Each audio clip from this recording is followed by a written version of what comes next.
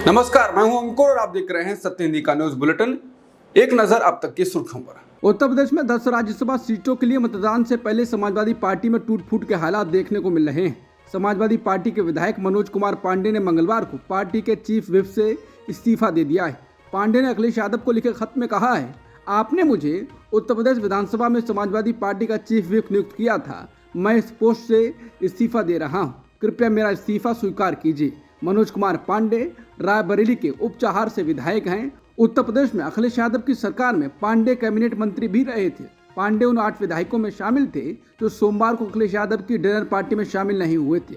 बता दें, राज्यसभा की 15 सीटों के लिए आज मतदान हो रहा है। इनमें 10 सीटें उत्तर प्रदेश, 4 सीटें कर्नाटक और 1 सीट हिमाचल प्रदेश की है।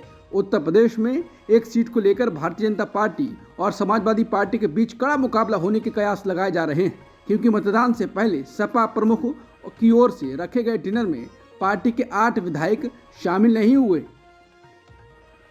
समाजवादी पार्टी में जारी उठापटक पर अखिलेश यादव ने मंगलवार को मीडिया से बात की। इस दौरान उन्होंने कहा कि सरकार के खिलाफ खड़े होने में साहस चाहिए होता है, दबाव हर किसी पर बनाया जाता है।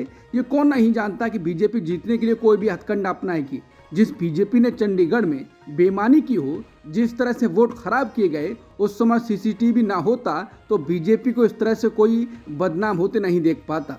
समाजवादी पार्टी प्रमुख ने कहा कि जहां यूपी का सवाल है तो राज्यसभा चुनाव में बीजेपी ने वोट के लिए सब कुछ किया। सरकार के खिलाफ खड़े होने में उन लोगों में साहस नहीं रहा होगा। जो लोग गए हैं उन पर कार्रवाई होगी। बहुत कम लोगों के पास हिम्मत होती है कि वो सरकार के सामने खड़े हों। उन्होंने कहा कि मैं किसी के अंतरात्मा के बारे में नहीं जानता हूं। जो भोज में नहीं आए कोई बात नहीं, जो लोग चले गए उनको हो सकता है कि धमकाया गया हो, कुछ फायदा देने की बात कही गई होगी।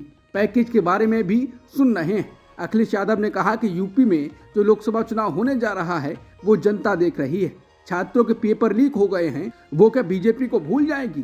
क्या इलाहाबाद में युवाओं पर लाठियां नहीं चली?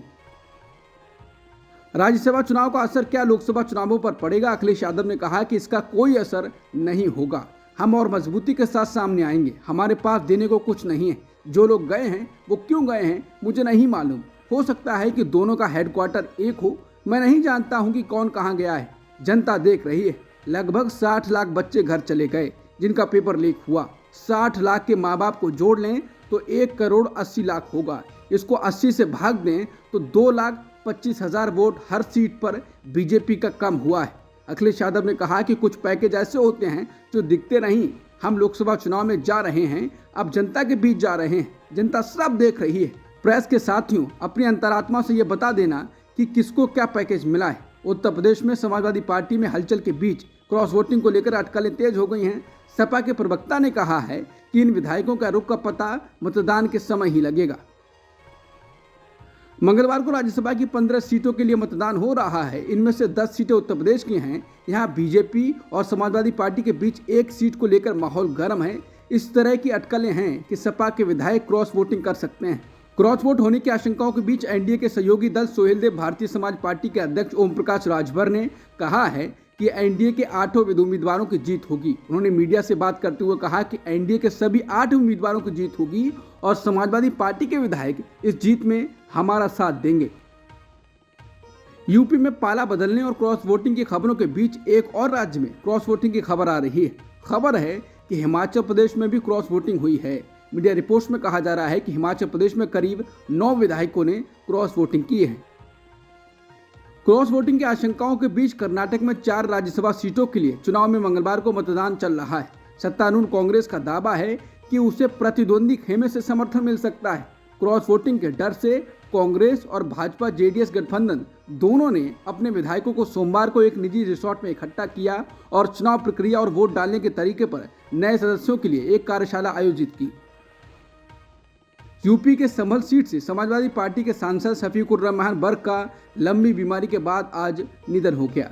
94 साल की उम्र में उन्होंने अंतिम सांस ली। वो पिछले काफी समय से बीमार चल रहे थे। मुरादाबाद के निजी अस्पताल में उनका इलाज चल रहा था।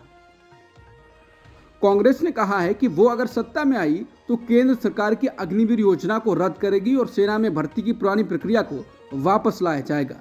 इसके साथ ही कांग्रेस अध्यक्ष मल्लिकार्जुन खड़गे ने राष्ट्रपति द्रौपदी मुर्मू को एक चिट्ठी लिखकर इस योजना को नौजवानों के साथ घोर अन्याय बताया और अपील की है कि लाखों लोगों के साथ न्याय किया जाए। अपनी विभिन्न मांगों के लिए आंदोलन कर रहे पंजाब के किसान अब भी पंजाब हरियाणा के शंभू और खनौरी बॉर्डर पर मौजूद हैं। मंगलवार को उनके आंदोलन का 15वां दिन पूरा हो गया है। फिलहाल उन्होंने दिल्ली मार्च को 29 फरवरी तक के लिए टाल दिया है। प्राप्त जानकारी के मुताबिक आंदोलन को दिशा देने और अब आगे क्या करना है इस पर विचार विमर्श करने के लिए मंगलवार को किसान मजदूर मोर्चा और संयुक्त किसान मोर्चा गैर राजनीतिक की बैठकें हो सकती हैं। इन बैठकों में दिल्ली मार्च पर विचार विमर्श हो सकता है।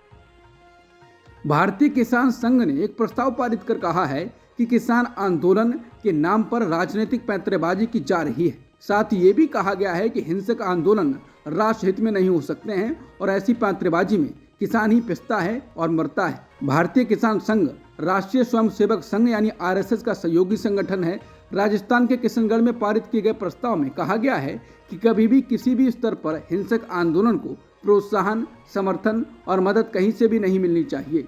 हिंसक आंदोलन के प्रति शासन प्रशासन समाज की शून्य सहिष्णुता आज समय की मांग है। इसके साथ साथ उन्होंने सरकार से अपनी मांगें बताई हैं। किसानों को लागत के आधार पर लाभकारी मूल्य दिए जाएं, कृषि आदानों यानी खेती के लिए इस्तेमाल होने वाले बीज, खाद और साजो सामान पर जीएसटी खत्म की जाए, किसान सम्मान निधि में पर्याप्त बढ़ोतरी की जाए।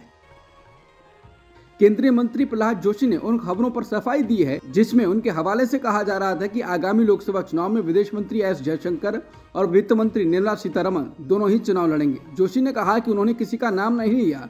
पत्रकारों से प्रहलाद जोशी ने कहा कि मैंने कहा था कि कोई भी चुनाव लड़ सकता है, मैंने किसी का नाम नहीं लिया। इसका फैसला केंद्रीय नेतृत्व करेगा, वही करेगा। विदेश मंत्री एस जयशंकर ने कहा है कि कनाडा या किसी भी देश में अलगाववाद और हिंसा की वकालत करना अभिव्यक्ति की आज़ादी नहीं बल्कि उसका गलत इस्तेमाल है।